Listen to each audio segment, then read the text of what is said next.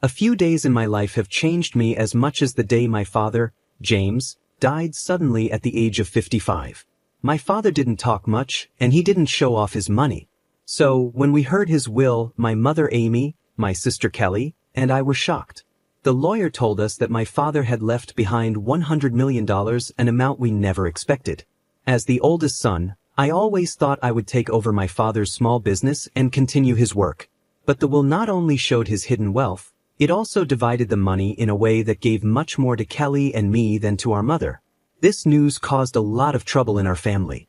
My mother, Amy, who was 50 at the time, was heartbroken. She couldn't understand how her husband of 25 years had made so much money without her knowing or why he gave it out so strangely. Her sadness quickly turned into doubt and anger. She started to question if the will was real, feeling like she had been left out of a life she had always been a part of. This shook her trust and sense of security deeply. In the middle of this, Kelly, who was 28, stayed unusually calm. It seemed like she might have known more about our father's plans than she first said. Her calmness made things even more tense between her and our mother. As for me, I felt stuck. I was caught between my mother's disbelief and the shocking reality of our new financial situation. I wondered why my father kept these secrets and what led him to divide his wealth in such a strange way. The inheritance, instead of feeling like a gift, felt more like a curse that could tear our family apart. The will became the center of arguments, with each of us dealing with shock and confusion in our own way. Soon, my mother decided to challenge the will in court. Our home, once a place of love and togetherness, became a battlefield filled with secrets and shifting loyalties. Throughout it all, I struggled with my own feelings, trying to hold on to my love for my family while also dealing with this difficult situation. I respected my mother, but I also wanted to honor my father's final wishes. This argument over the inheritance brought up deep problems in our family, making us question the strength of our relationships. It made me realize that the money my father left could change our lives, but at what cost?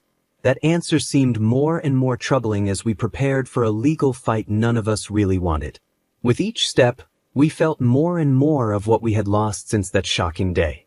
After finding out about my father James's will, we were hit with a rush of emotions and legal documents. My mother, Amy, overwhelmed by grief and disbelief, decided to challenge the will. She couldn't understand how my father had secretly saved up $100 million, and she couldn't accept that he left most of it to my sister and me, leaving her with much less. She didn't think the will was genuine. With the help of Mr. Charles, our family lawyer, my mother started a legal battle that soon took over our lives. The courtroom became the place where all of our family's private matters were exposed. Each session revealed more about our personal and financial lives than we ever wanted. My mother's case was built on several points.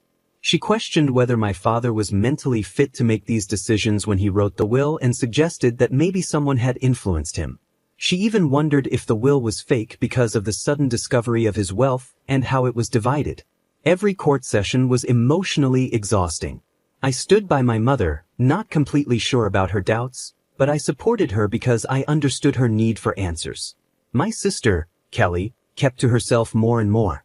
She argued that our father had every right to split his money the way he wanted, and questioning him was both wrong and pointless. As the legal case dragged on, the tension in our family grew worse. The public nature of the court case drew the attention of the media, turning our personal struggle into a story for everyone to watch. Reporters dug into my father's past, discovering his quiet investments and business deals that had stayed hidden for years. This media attention made everything even harder to bear. Through all of this, Mr. Charles was a steady presence. His knowledge of family law and his calm approach helped us get through the chaos, even though his efforts to mediate were often overshadowed by the strong emotions that came out with every new piece of information. The legal fight also made me rethink what I knew about my father. Each court session, with each new fact about his hidden life, painted a different picture of the man I thought I knew. I thought I knew my father, but maybe I never really did. The mystery around this inheritance, with all its legal complications, became a symbol of lost connections and hidden truths in our family. Throughout it all, my mother stayed strong. She fought the case not just for her share of the money, but to find the truth about the man she loved and the life they built together. This battle, though full of legal issues, was really about finding out who we were and wanting to be recognized in the shadow of a legacy that suddenly felt both mysterious and huge.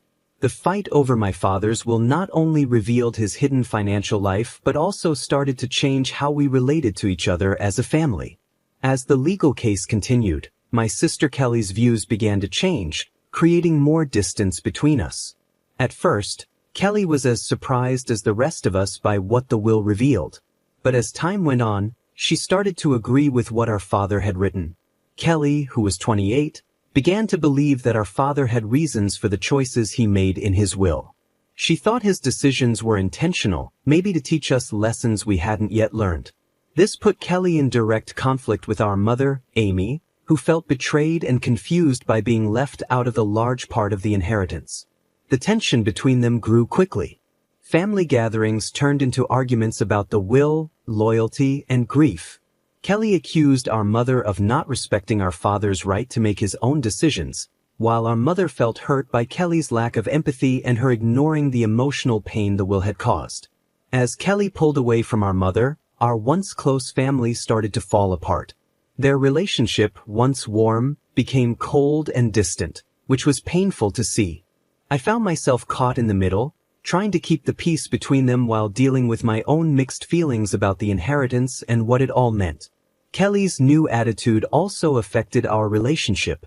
We had always been close as siblings, facing challenges together.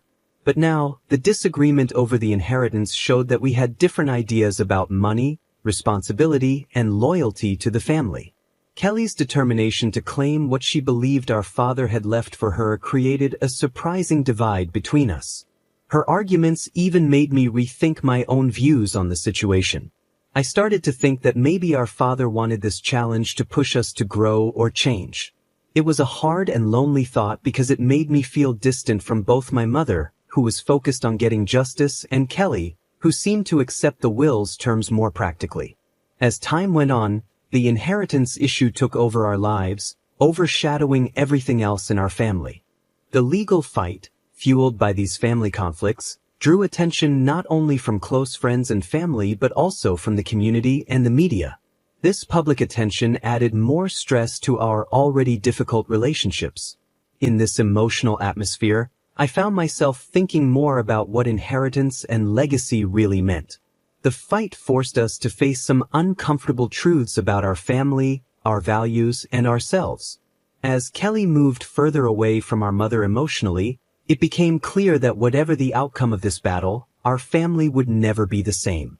The scars from this conflict seemed likely to affect our relationships and lives for a long time. As the inheritance fight went on, Mr. Charles, our family lawyer, became a key figure. He wasn't just a legal advisor, he got deeply involved in both the emotional and legal sides of our crisis. His experience and calm approach were very helpful as he tried to find a way to save both our family bonds and our financial interests. From the start, Mr. Charles knew this was more than just about money. It was about a grieving family dealing with the loss of a father and the surprising terms of his will. His approach was thoughtful and caring, as he tried to mediate between us while making sure the legal process was fair and careful. Mr. Charles focused on keeping communication open between all family members. He organized meetings where we could talk freely, not just with immediate family, but also with relatives affected by the situation. These meetings allowed us to express our feelings in a less formal way than in court. Mr. Charles listened carefully to everyone. He paid special attention to my mother, who felt left out by the will, and he also talked to Kelly and me, trying to understand why our father made these choices. His ability to handle these conversations with care was important in keeping things from getting worse. On the legal side, Mr. Charles used his expertise to look at all possible outcomes of the case.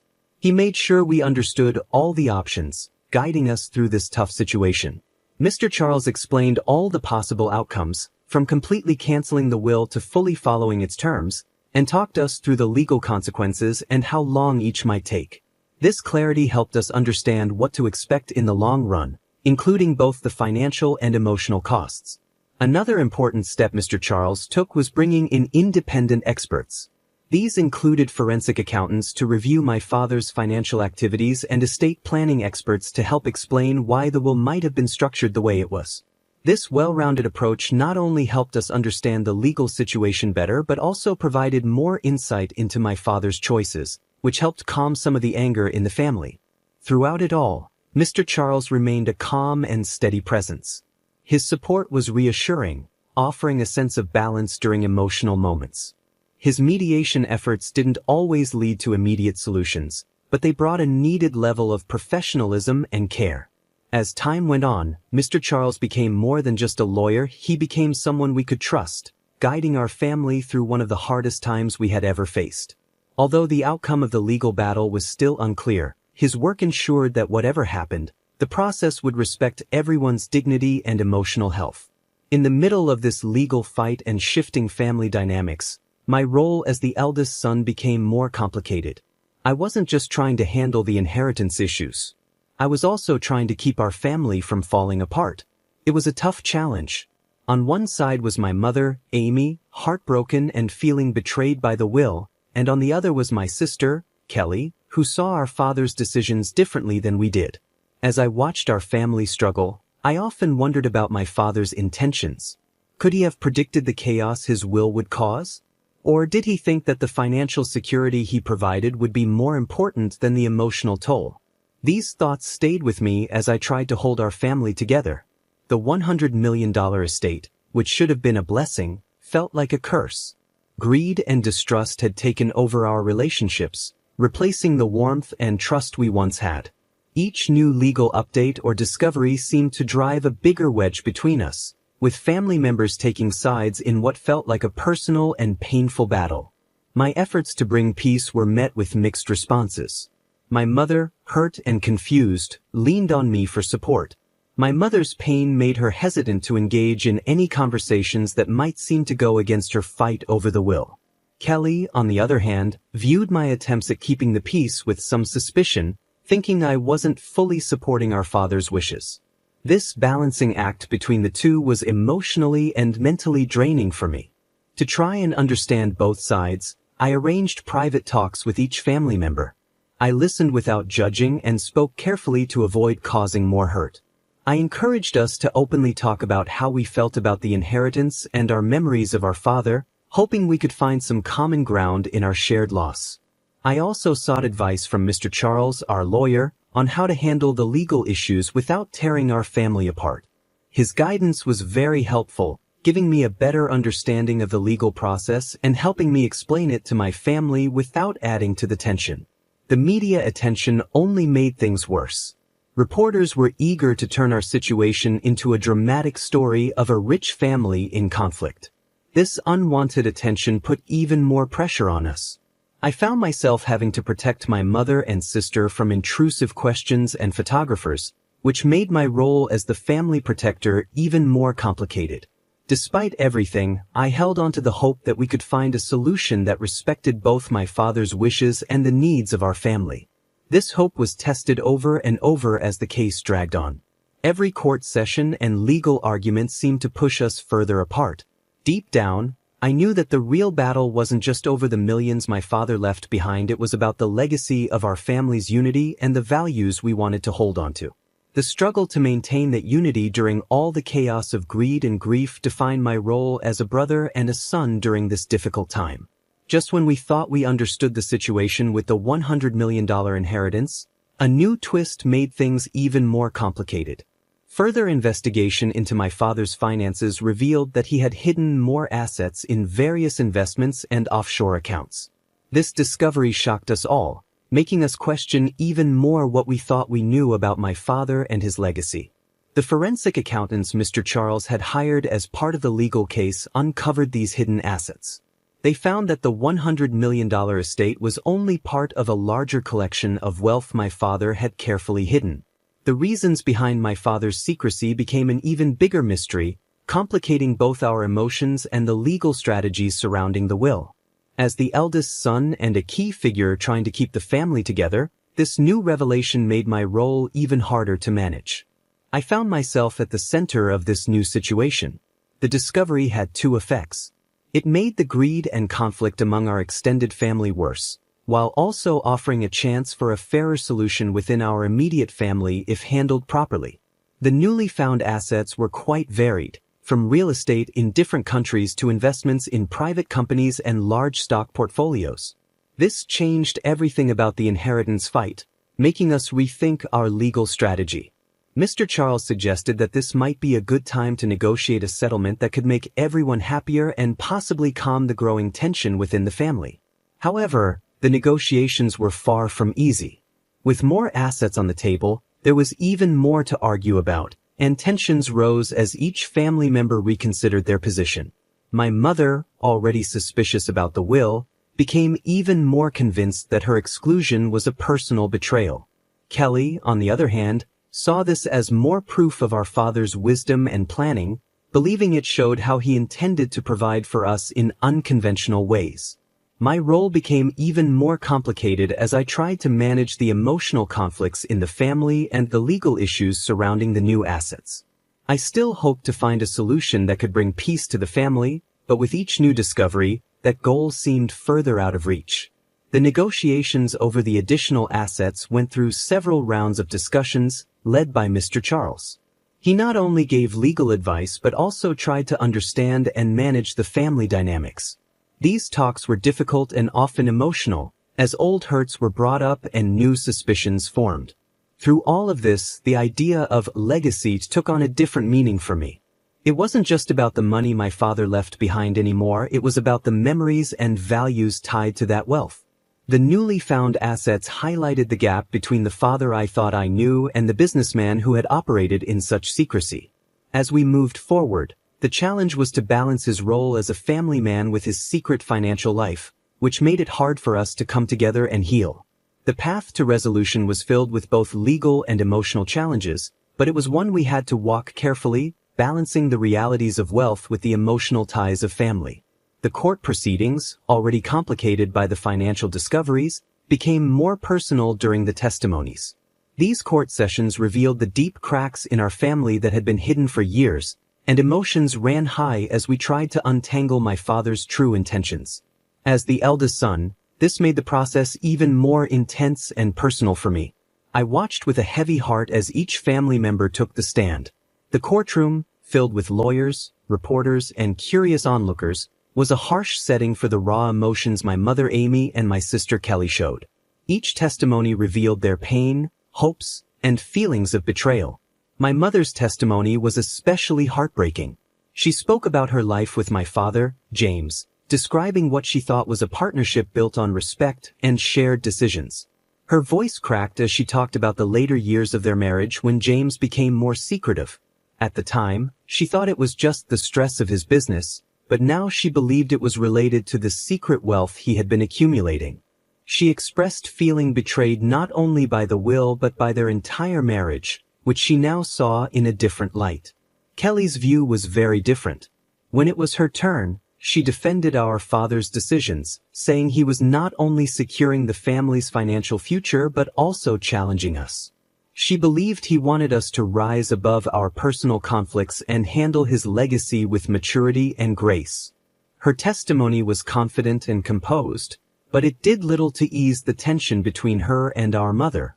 During my own testimony, I tried to offer a balanced perspective, acknowledging both my mother's pain and what I thought might have been my father's intentions.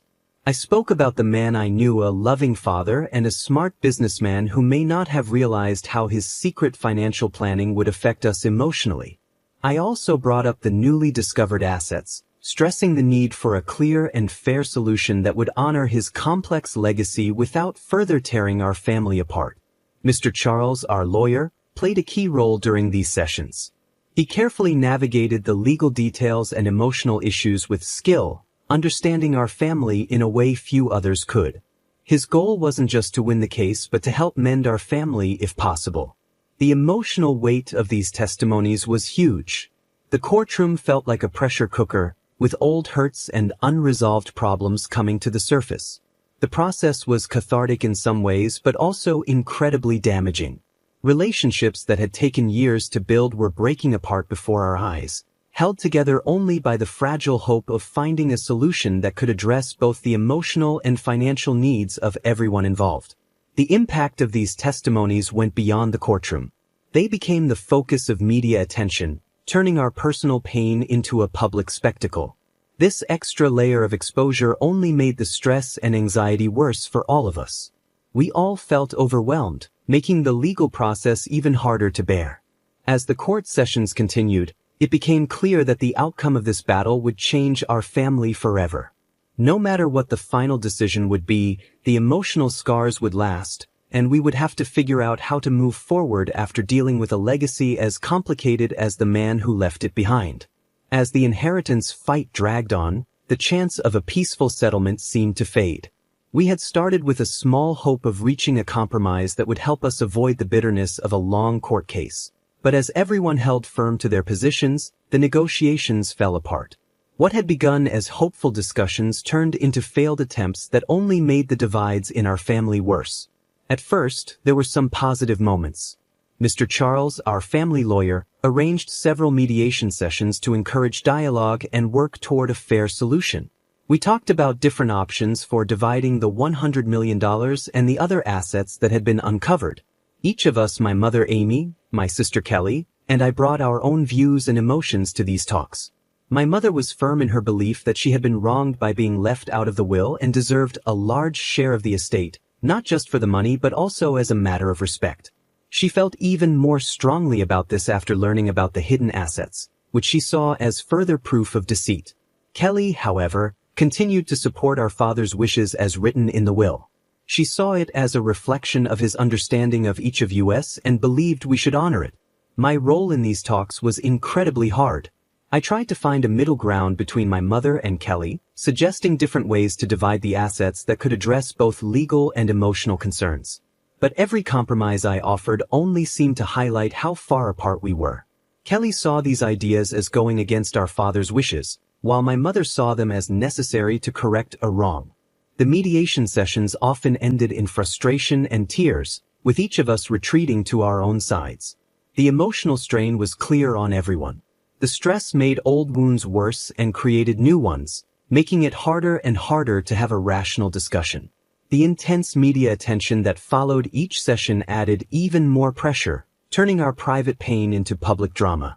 Mr. Charles's role grew from just being a legal advisor to being an emotional support for all of us. Despite his best efforts, the possibility of finding common ground seemed to slip away a little more each day.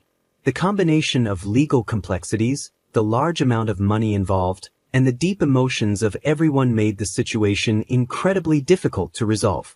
The failure of the negotiations made everyone more firm in their positions, creating barriers that seemed impossible to overcome. When the talks broke down, it marked a turning point for our family. It became clear that we would need the court to decide the outcome. This was hard to accept because it didn't just mean the failure to reach a compromise, but it also felt like the end of any chance of family unity. As we prepared for the court proceedings to continue, there was a sense of resignation and determination. The stakes were higher than ever, not just in terms of money, but also in the lasting impact this legal battle would have on our relationships. A court ruling seemed inevitable, but it didn't offer much hope for healing the divisions that had come to define how we interacted. After months of emotional testimonies, failed talks, and deep legal scrutiny, the day of the final verdict arrived. This was the moment that would decide how my father's $100 million estate, along with the newly discovered assets, would be divided. It would also reshape the dynamics of our family. The tension was thick as we entered the courtroom, each of us feeling a mix of fear and hope.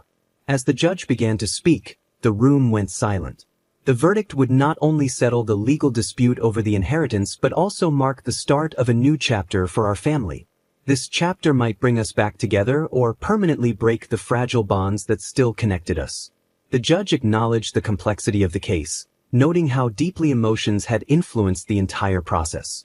The decision considered the many legal arguments presented, the personal testimonies that revealed much about our relationships, and the possible effects on family unity.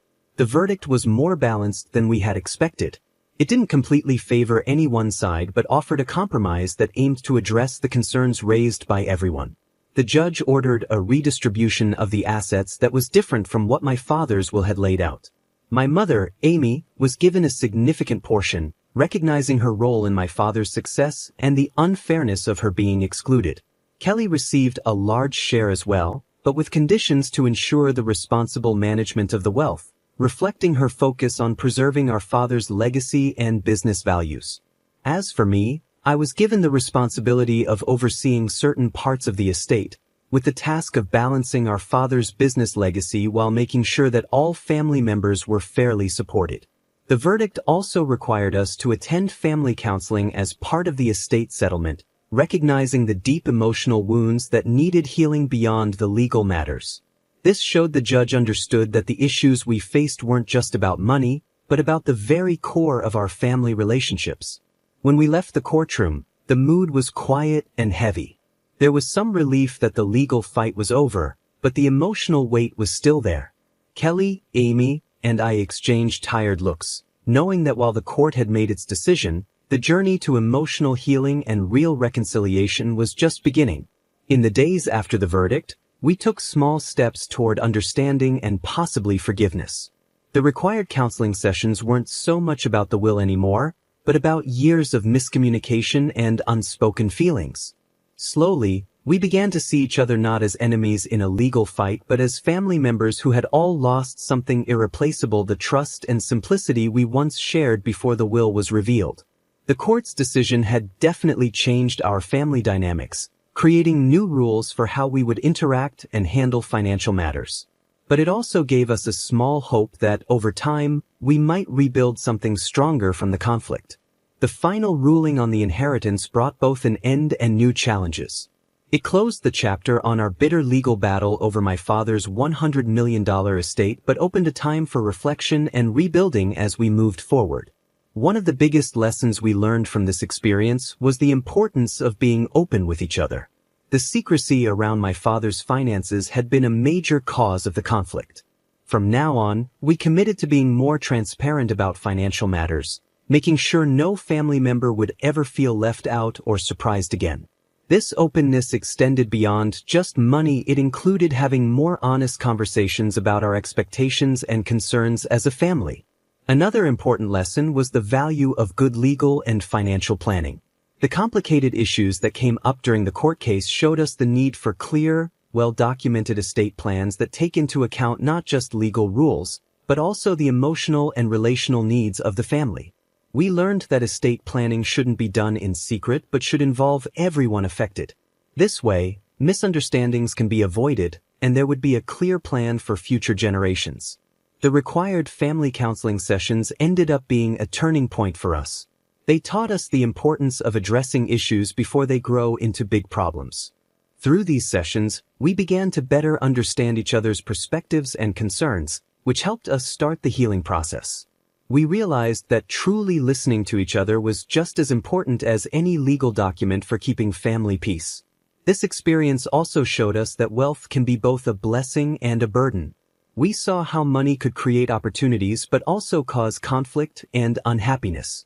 This made us rethink our values as a family. We started to focus more on our relationships and shared experiences instead of just material things. We understood that the real legacy we wanted to leave behind was one built on mutual respect and support. As we put these lessons into practice, new beginnings started to form. Amy, Kelly, and I began to build a different kind of relationship, one that was more careful and thoughtful, but also more mature. We created new traditions and routines that allowed us to spend time together without the weight of past conflicts hanging over us. We also began working together on charitable projects, using part of the inheritance to support causes that mattered to us. These efforts helped repair our family bonds and gave us a way to honor my father's legacy in a positive way. Working on these projects gave us a shared purpose and helped shift our focus from what we had fought over to what we could accomplish together. Looking back, it was clear that while the inheritance battle had been painful, it also taught us important lessons. We learned about resilience, the complexity of family relationships, and the power of forgiveness. As we moved forward, these lessons became the foundation of our new start, leading us toward a future that, while different from what we had imagined, offered the hope of unity and mutual respect.